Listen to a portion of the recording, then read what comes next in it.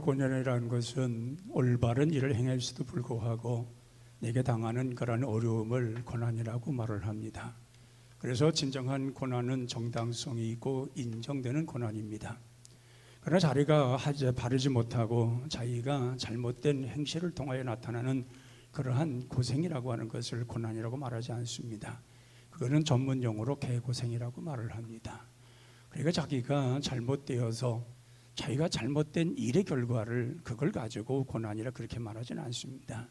그래서 고난이라는 것은 분명 정당한 것이고 또 의로운 것이었고 또 인정할 만한 것이었고, 그런데도 불구하고 당하는 이런 고난이 있을 때에 그걸 고난이라 그렇게 말하는 것입니다.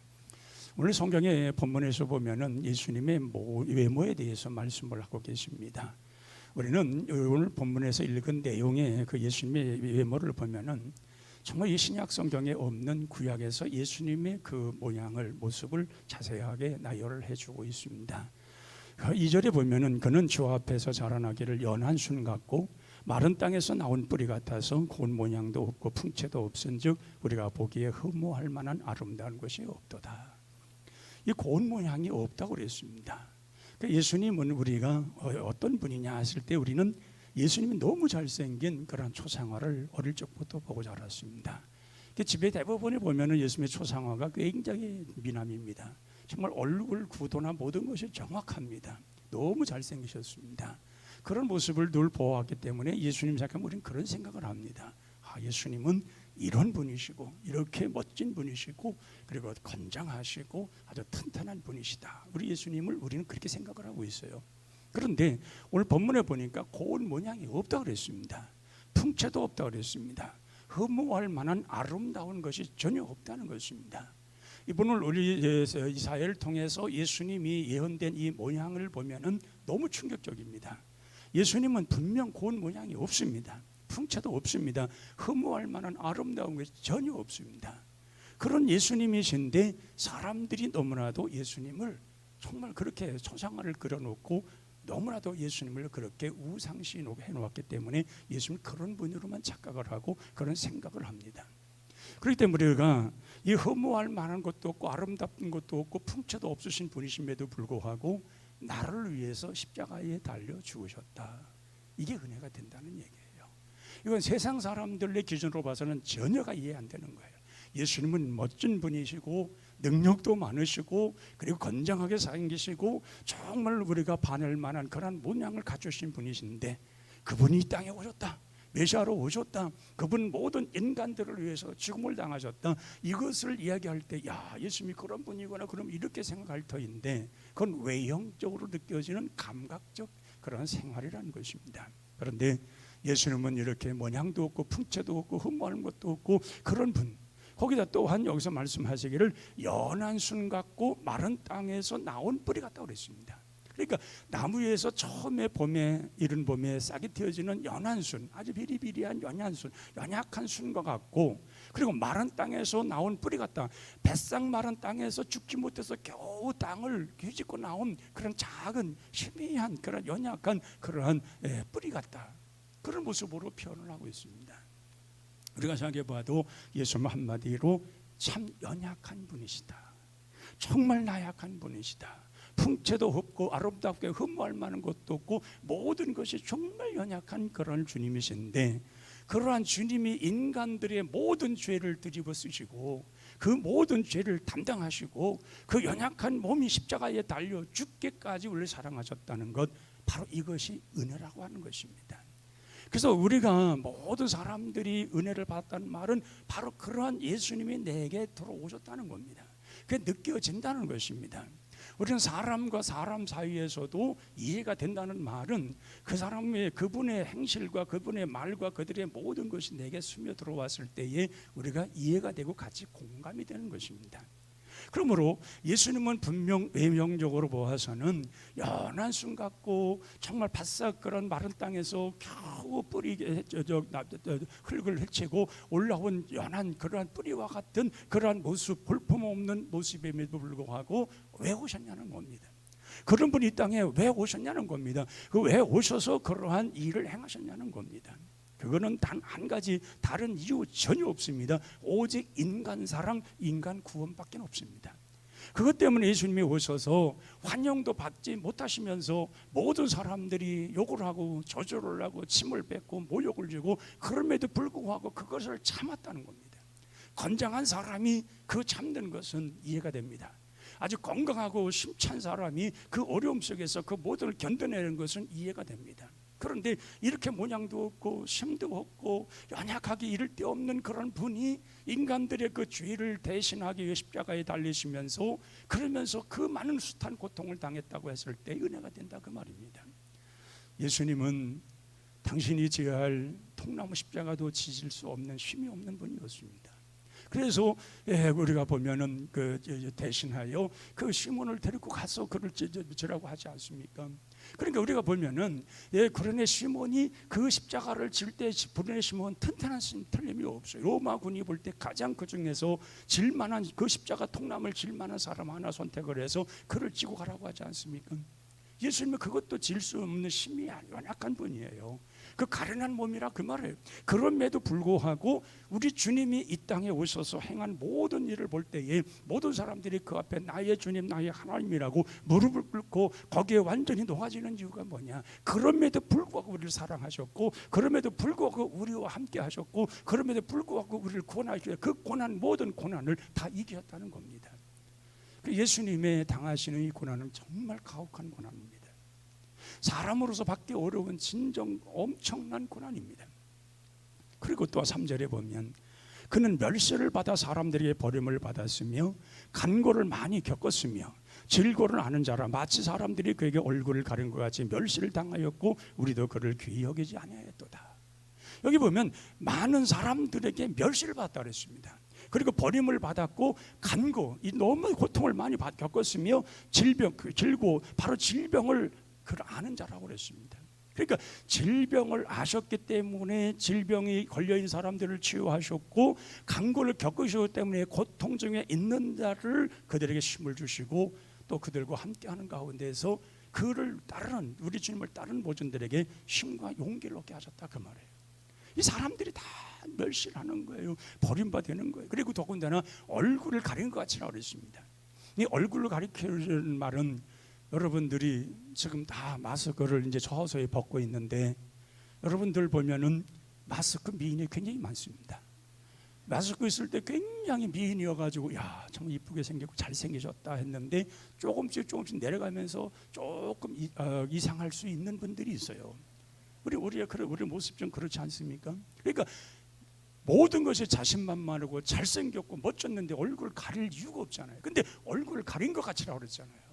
예수의 모습이 그런 거예요. 그럼 모습이 무슨 뜻이냐면은 본래의 그 유대 사람들 그 구약에서나 신약에서는 나병 환자들은 항상 얼굴을 가리고 다녔습니다. 나병 환자 흉측한 모습들. 나병 환자들은 어딘가 모르게 떨어져 나가고 곪고 이렇게 막 돼가지고 그래서 그들은 얼굴이 흉측합니다. 그러다 보니까 사람들 앞에서 늘 얼굴을 가리고 다닙니다. 그리고 멀리서 사람들이 오면은 소리를 질러야 합니다. 나는 나병 환자입니다. 내 가까이 좀 마세요. 난 나병 환자입니다. 가까이 오지 마세요. 소리를 질러야 됩니다. 그래 나병 환자로서 나병에 걸린 것도 서러운데 그런데 사람들이 오면 또 그렇게 소리치면서 격리를 해야 됩니다. 그래서 나병 환자들은 집단적으로 한 곳에 모아서 살도록 그렇게 만들었습니다. 그래서 예수님의 그 모습들을 그렇게 말하고 있는 거예요. 그렇게 얼굴이 가려질 정도로 그런 모습이라는 거예요. 그러면서 그런 가진 고난 다 당하셨다는 거예요. 그리고 또한 뭐라고 말합니까? 그리고 다 그럼에도 불구하고 인간들은 하나님께서 하시는 모든 말씀과 하나님이 부르시는 초청에 거부를 하고 제 갈 길로 갔다는 거예요. 사람들은 모든 하나님을 향하여 가야 되고 하나님 말씀을 들어야 되고 하나님이 일러주는 말씀 따라 살아가는 것이 인간들이 본연의 자세고 그것이 인간들이 만들어진 창조의 목적입니다. 그런데 다 제 길로 가는 거예요. 죄된 길로 걸어가고 악한 길로 걸어가고 악한 생활을 하고 우리가 세상에도 보면 어떻게 저렇게 사람이 악한가 그런 사람 종종 있잖아요. 얼마나 악한지 저럴 수가 있는가 하는 사람 있잖아요. 그럴 정도로 자기의 원하는 대로 자기의 갈 길을 다 갔다는 거예요. 제 갈 길로 가고서 하나님께 돌아오지 않는 그러한 상태에 빠져 있는 죄 아래 있는 죄로 말미암아 가득 찬 모든 자들의 죄를 예수님이 다 뒤집어 썼다는 거예요. 하나님께서 그 모든 죄를 예수 다 뒤집어 씌우셨다는 거예요. 그것 때문에 죽은 거예요. 여러분들 예수님 십자가에 달려 돌아가실 이유는 다른 게 없어요. 죄를 뒤집어 썼기 때문에, 죄를 가졌기 때문에 죽으신 거예요. 우리 인간들이 왜 죽습니까? 죄를 가졌기 때문에 죽는 거예요. 죄의 문제가 있기 때문에, 이 죄의 문제가 해결되지 않으면 죽는 거예요. 그래서 인간들의 죄가 죽음이 온 거는 이 죄 때문에 온 거예요. 죄라는 문제가 해결되지 않았기 때문에 인간들은 다 죽은 거예요. 예수님이 인간들의 죄를 하나님이 다 그에게 담당시키시고 그 죄의 결과로 죄를 담당하셔 우리 인간들의 죄를 가져가셨기 때문에 그 죄의 결과로 예수님이 죽으신 거예요. 그런데도 불구하고 이 죄인들은 뭐라고 말합니까? 당연하게 죽어야 된다는 거예요. 그렇게 간고를 겪고 질고를 당하시며 얼굴을 가리면서 그러면서 풍차를 허송무할 만한 풍차도 없으신 가련하고 연약한 그 주님이 우리의 모든 죄를 다 뒤집어 쓰시고 죽으셨는데, 그러면 우리가 거기에 무릎을 꿇고 정말 나의 죄 때문에 죽으신 예수님 너무너무 감사합니다, 정말 주님 나 때문에 죽으셨는데 너무 안타깝습니다, 이래야 되는데 오히려 죄인들은 말하기를 저놈은 바로 죽어야 마땅하다, 저 사람은 반드시 죽어야만이 받다, 이렇게 하면서 오히려 비난을 했고 오히려 조롱을 했다는 거예요. 근데 그 마음적 고통까지 다 받으셨다는 거예요. 죄인들이 그 지적을 하는, 죄인들이 비방하는 그 모든 것까지도 다 받으시고 감내하시며 그러면서 십자가에 죽으셨다는 거예요. 그래서 진정한 이 은혜를 느껴지고 깨달아지는 사람은 주님 앞에 고개를 들 수가 없어요.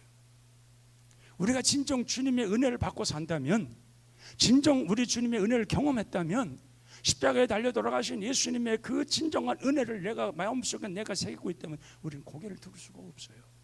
그런 예수님이 나를 위해서 죽으셨는데 나는 지금 뭘 하고 있냐는 거예요.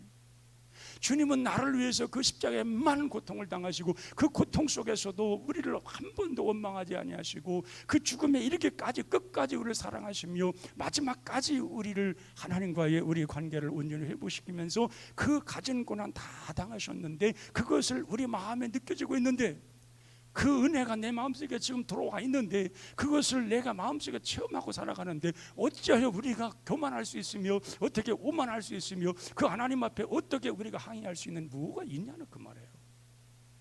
그래서 오늘 이사야는 그걸 말하면서 정말 메시아는 이러한 메시아로 오셔서 우리를 구원하러 오신다는 거예요. 정말 이게 얼마나 귀한 은혜인지 모릅니다.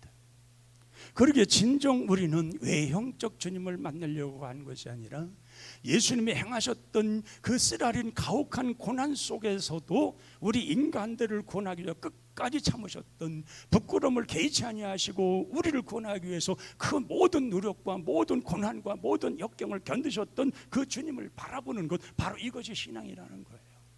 그럼 우리는 막 힘이 생겨요. 오히려 세상 사람들은 그것이 우스꽝스럽고 세상 사람들이 볼 때는 그게 있을 수가 있으니까 조롱거리, 비방거리가 될지 모르나 구원받은 우리들에게 이건 힘이 되고 능력이 되는 거예요. 그 예수님, 나를 위해서 죽으신 예수님이 내게 느껴졌을 때에 우리 마음속에는 오히려 큰 기쁨으로 돌아서는 거예요. 그런 주님 나를 사랑하셨다는 거예요. 그런 주님이 나를 선택하셨다는 거예요. 그런 주님이 나를 부르셨다는 거예요. 그래서 내 목숨 다할 때까지 내 생명 아까워하지 아니하고 내가 주를 위해 살겠습니다, 주를 위해 섬기겠습니다, 이러한 고백이 저절로 나오는 거예요. 여러분들이 코바디스 영화를 보면은 네로 황제가 유대 사람들을 잡아다가 죽으려고 그렇게 원형 경장에 다 가둬놓고서는 사자들을 풀지 않습니까? 사자들이 앞에 죽음 당하는 것을 알고 있는 유대적 그리스도인들은 하나님 앞에 찬양을 합니다. 우리가 생각해 보면은 그 죽음이라는 거, 한 번밖에 없는 죽음을 당할 때 두려워해야 되고, 정말 내가 예수님 때문에 죽어야 되는가 한번 생각해 볼 수도 있었잖아요. 그런데 그들은 찬양을 합니다. 왜냐하면 예수님 때문에 내가 죽을 수 있는 것이 행복하다는 거예요. 내가 지금 예수 믿는 것이 내 신앙 고백이 죽음을 통해서 보여주고 있음에 감사하다는 거예요. 그러면 그들은 찬양을 하는 거예요.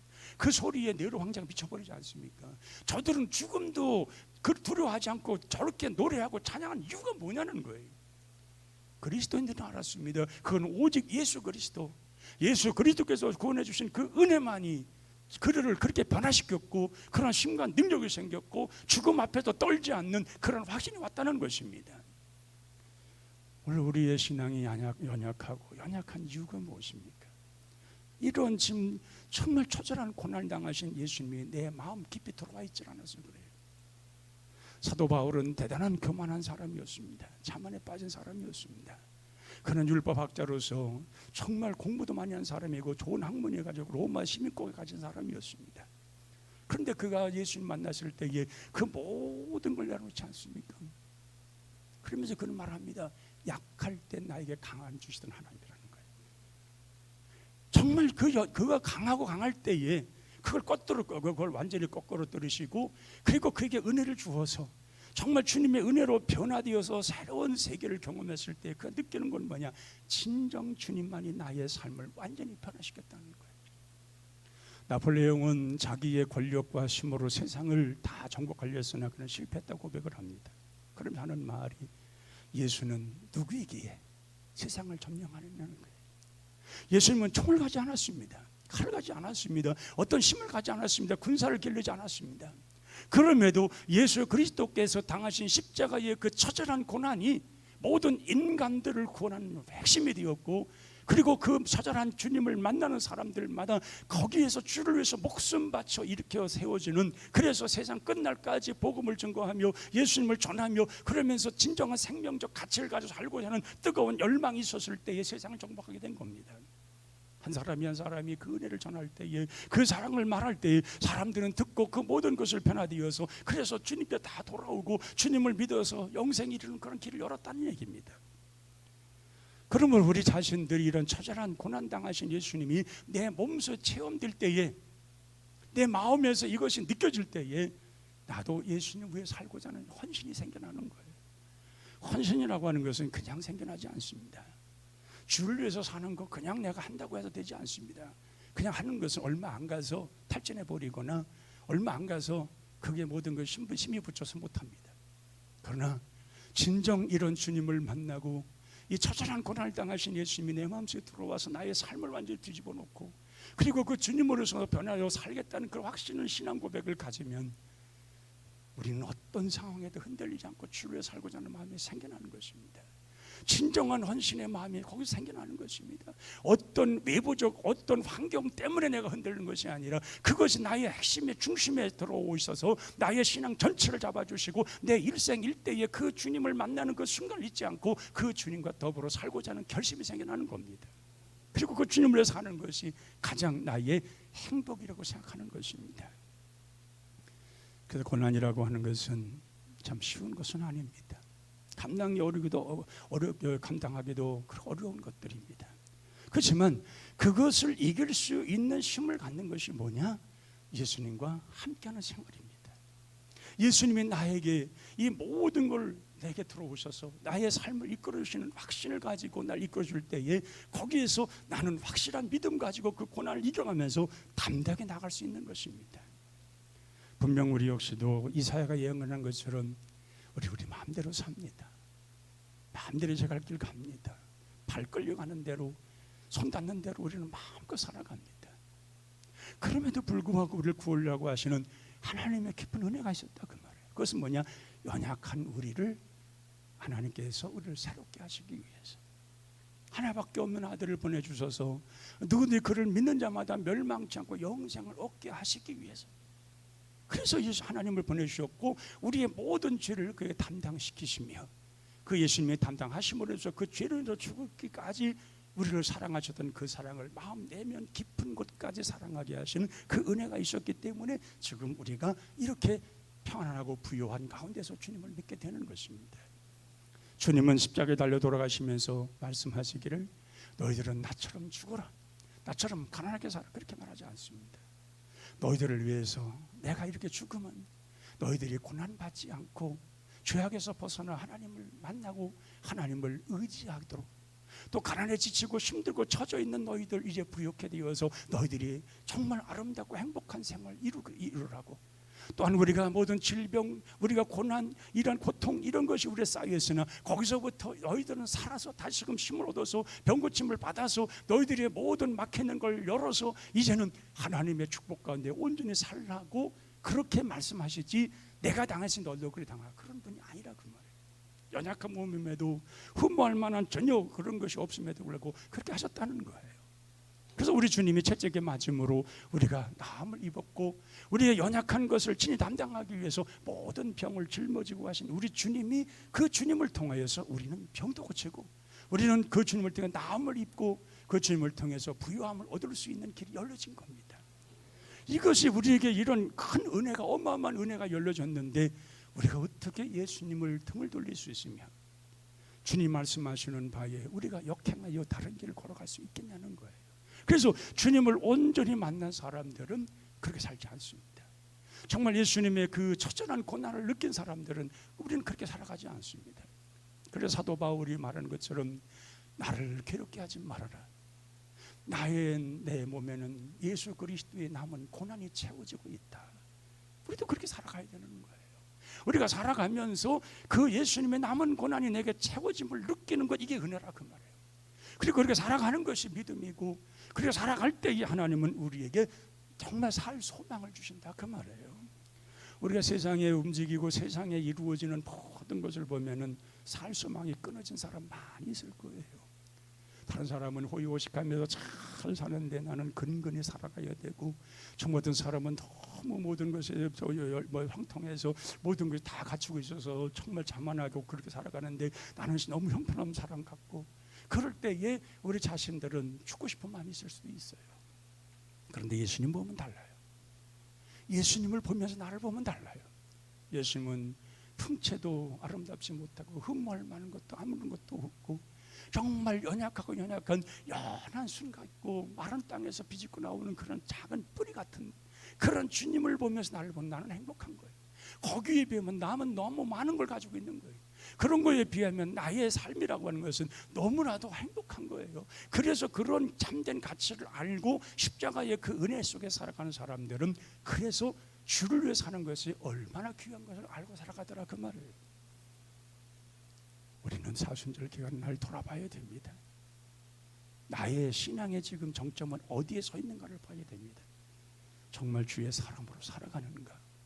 정말 주님이 원하시는 사람으로 내가 세워져 있는가? 그 주님이 나와 어떤 관계로 내가 알고 살아가는가를 우리가 안다고 하면 그 주님 앞에 무릎 꿇을 수밖에 없습니다. 그 주님 앞에 나와서 내가 그 주님을 위해 살겠습니다, 우리는 고백할 수밖에 없는 것입니다. 이러한 삶, 이러한 생활이 우리 생활 깊숙이 들어와야 될 줄로 믿습니다. 기도하겠습니다. 하나님 아버지, 정말 시편 기자는 말합니다. 고난당하신 내게 유익이라. 이것으로 말미암아 주의 말씀을 제대로 배웠다고 그랬습니다. 하나님, 우리 자신들도 정말 주님의 처절한 고난을 보면서 믿음을 제대로 갖게 하옵시고, 제대로 깨닫게 하시고, 정말 주를 위해 사는 것이 얼마나 귀한 일인가를 보게 하여 주옵소서. 알량한 자존심 때문에 주님을 팔아먹는 자들이 되지 말게 도와주시고, 정말 우리는 모든 건 내려놓고 정말 주를 위해 사는 것이 얼마나 소망이고 기쁨인가를 우리가 온전히 알게 하여 주옵소서. 그래서 주님이 당하신 가혹한 고난을 우리 몸소 치우게 도와주시고, 정말 그 고난이 있었기 때문에 내가 구원받다는 사실을 믿게 하여 주시고, 그래서 주님의 처절한 고난을 통해서 하나님의 깊은 사랑을 알았으면 이제는 주를 위해서 살고자 하는 마음, 믿음이 내 마음속에 솟아나게 하여 주시옵소서. 예수님의 이름으로 기도하옵나이다. 아멘.